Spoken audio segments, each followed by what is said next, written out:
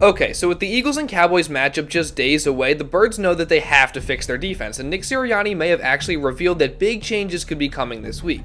Meanwhile, Jason Kelce called out the offense as he explained how they have to do their part to help the defense, and he also revealed that the Eagles might be very close to fixing their problems in the run game. Plus, on top of that, Kelce was surprisingly attacked by Bills defensive tackle Jordan Phillips after Kelce went off on him for playing dirty. And Nick Bosa said that the 49ers exposed Jalen Hurts, so do the Cowboys now have the blueprint to stop him? And overall, who has the edge in this matchup? Well, we're going to talk about all that in this video today, so let's not waste any time and get straight into it. Okay, so I just want to start this video off by saying Happy Hanukkah to all those who celebrate, including the legend himself, Howie Roseman, who's apparently multi-talented, as in addition to robbing other NFL GMs, he can also sing a little bit, as this video was recently released of Howie singing alongside Jason Kelce, Lane Johnson, and Jordan Mailata in their Christmas album, specifically on the Dreidel song. Now, on top of that, Howie was also seen on Thursday night, which was the first night of Hanukkah, lighting the ceremonial menorah in Love Park, which is really cool to see. I mean, overall, it's just nice all the love that Howie's gotten over these past few years, because he's done a phenomenal job. Crazy to think just a few years ago, we were all calling for his job, including myself, I must admit. And of course, I've since apologized, because this guy is the best GM in sports right now, and he saw something that not many of us Eagles fans saw when he took Jalen Hurts in the second round back in 2020, in what obviously would turn out to be a franchise-altering move, speaking of which, today marks 3 years since Jalen Hurts was officially made the starter over Carson Wentz,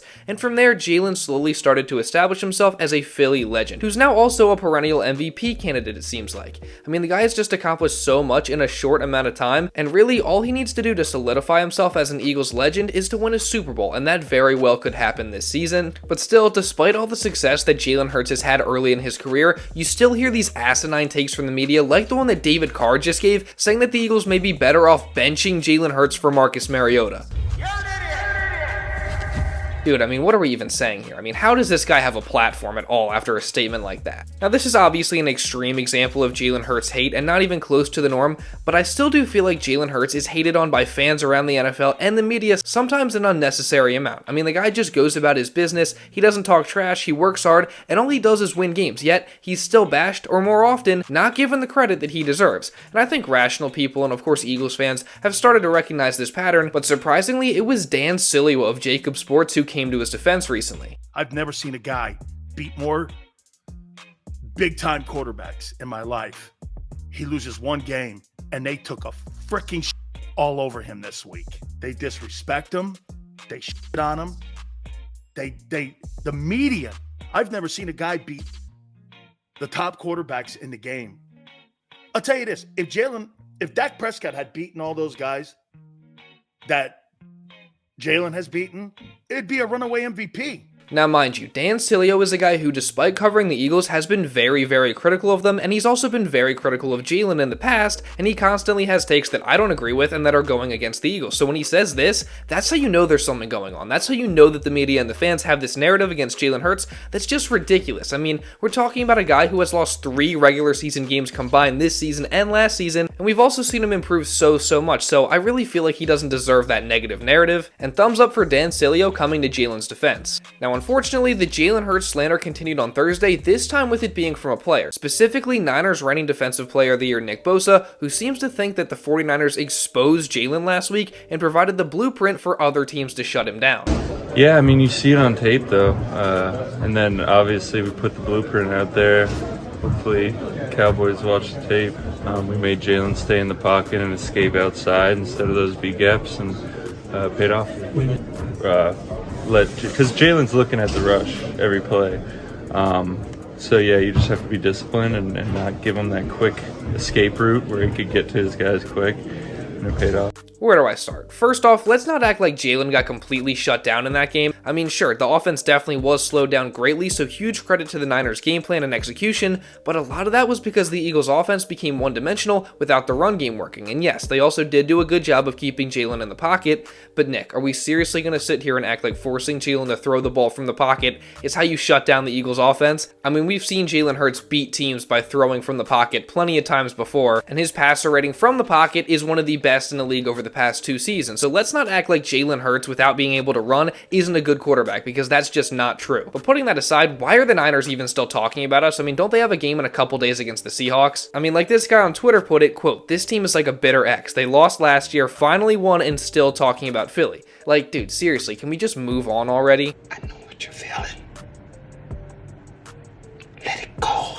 While someone who can't seem to move on is Bills defensive tackle Jordan Phillips, who, if you forgot about him, I wouldn't blame you, but he was the guy back a couple weeks ago when the Eagles played the Bills that was screaming in a fan's face, and then he said that the fan actually threatened his family, except the fan didn't really threaten his family, so he lied about that, and then on top of that, he was also playing dirty the entire game and seemingly trying to hurt people, and Jason Kelce actually had called him out for that after the game, saying on one specific play, he tried to purposely hurt Cam Jurgens, and he also called for the NFL to fine him for it. So with all that in mind, and the Bills coming off their bye week, Jordan Phillips was finally given the opportunity to respond to Kelce's comments, and he went after him. You look at the tush push, he dives at somebody's knees every play and tries to roll him up. So for him to speak on somebody being dirty, I don't think he has any right or any means to call for a fine when he does a whole bunch of stuff like.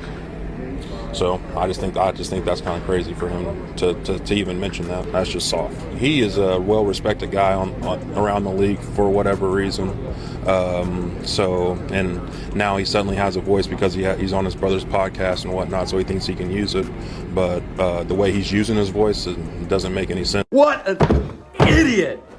Oh, what a loser! All I hear is a whole bunch of hating and crying. I mean, first off, he said he's well respected for, quote, whatever reason. Not like Jason Kelce has been the best center in the game for years and well on his way to his 7th Pro Bowl and 6th first-team All-Pro selection while also being a future Hall of Famer. Also, Phillips is talking about how Jason's now on his brother's podcast, so now he thinks he has a voice, which that's just a ridiculous and untrue statement to say that he only has a voice because of Travis. I mean, it all just comes across as really childish and immature in my opinion. Not like Phillips has proven to be the most mature guy anyway. Also, the take about Kelce playing dirty is absurd. I mean, you're really going to tell me that he's diving at people's knees and trying to roll people up rather than just trying to get a low push? That's what we're going to say? I mean, whatever, Jordan Phillips. You're just mad, and everyone knows you're wrong anyway. But going back to Jason Kelce, he recently did have some comments of his own where he revealed the areas where he and the offensive line must be better, and he also kind of called out the offense. So don't worry, we're going to get to that and a lot more in just a second here, but real quick, I want to say, if you are enjoying this video or finding it informative in any way, and you're part of the 75% of people that haven't done so already, make sure you go down right now, subscribe, and turn on notifications really importantly so you don't miss when any other videos just like this covering the Eagles are uploaded.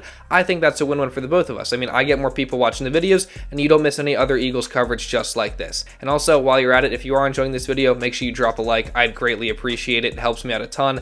And now with that being said, let's get back into the video. So as I talked about in my past 2 videos, the Eagles' run game has been a big problem recently. Jason Kelce knows that. He's been saying for weeks they got to find a way to get it fixed, and a lot of it just comes down to execution. I mean, as Kelce has said before, the run game is really hard because if one person messes up their job, the whole play can be ruined, and that's exactly what happened a lot in Sunday's loss to the 49ers, so left tackle Jordan Mailata spoke to that on Thursday. I mean, if you look back at our Niners game, you'll see that every run had just one person off. It was perfectly blocked everywhere else, and just that one person was off. I always say this, been saying it lately, football's like the ultimate team sport, especially in the run game. You need all 11 guys on the same page and executing their roles perfectly. Otherwise, we have a result like Sunday. I mean, again, from the sound of that, it really just sounds like fixing the run game comes down to execution. And because it seems like it has just been one player being off on each run call, it seems like they're really close to having it all click. And Jason Kelce would agree with that assessment. I mean, I think we're very close. I think that the plays that are being called a lot of times are there. We had a toss crack where if I don't get undercut by the safety, that's a huge play. And, I think it's, at certain games it's been there. The second half of the Buffalo game, really, really well. Early in the season, it was certainly clicking. At times against Kansas City this last week, obviously, was a really rough one.